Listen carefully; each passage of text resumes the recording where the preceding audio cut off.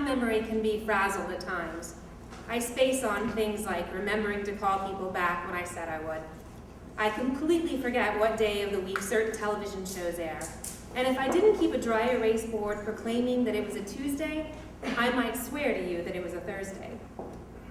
Memories for most day-to-day things are like bits of translucent thread that we grasp for and often recall when we are sitting on the toilet or trying to go to bed. I am often woken up in the middle of the night by a sudden remembrance of just where I knew a certain actor from after beating myself up over his name for the entire length of a movie. Most of the time, I can sort of trace my steps back to what I'm trying to remember. And most times, once I have stressed over remembering something, I will not forget it again. If anything, I will become sort of regimented with that memory or recollection.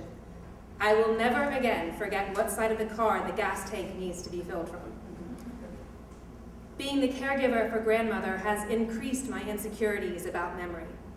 I have a very tangible fear of losing my entire memory, and I know this is entirely due to my being around the living hell of what that is like.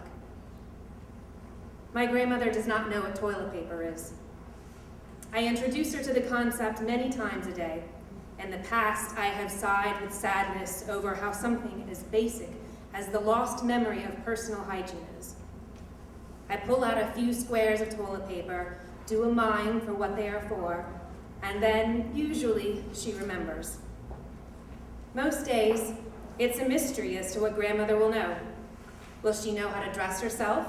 Will she remember what a shoe is? Will she know my name? Will she remember how to walk?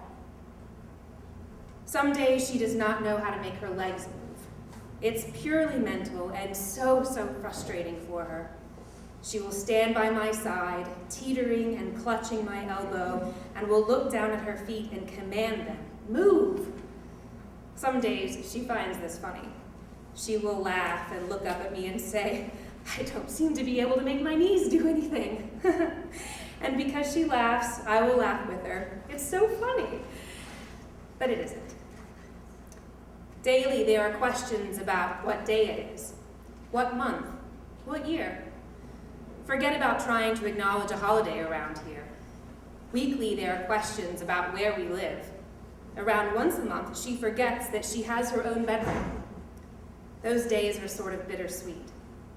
It will happen in the early evening before the sun has even thought about setting. Grandmother will beg in a way that will break your heart to be allowed to go to bed. We walk to her bedroom, and when I open the door, she will gasp. Look at these things. She will want to examine every single item in her room and fuss over how amazed she is that all of the items are so much like things that she used to have. What's so hard is that the image of who my grandmother really was dies every day. I have such firm and vivid memories of her when I was a little girl. She was the chief of the family, the envy of her neighbors, the best dressed, the sweetest smelling. She was the woman that taught me how to cook, how to correspond, how to make friends with strangers. There is an image of her in my mind, plump, auburn-haired, freckle-splotched, stubborn woman fussing at me not to make a mess. And every day this image fades. In its place are things that I do not want to ever remember. I hate that I have watched my grandmother crumble into such a delicate and damaged little girl. And yet, I have never felt closer to another human being in my entire life. My grandmother has Alzheimer's, or rather, Alzheimer's has my grandmother. It has every ounce of her. I keep thinking about the emergency room doctor that treated grandmother after a mini stroke many months ago. I think about how he put up the scan of grandmother's head in the light box and pointed to all the gray matter. Mush, he called it. I remember being furious over that remark. And now I feel that the fact that grandmother is trying to work through this horrible disease, she fights it every day. That is the ultimate testimony to her true identity.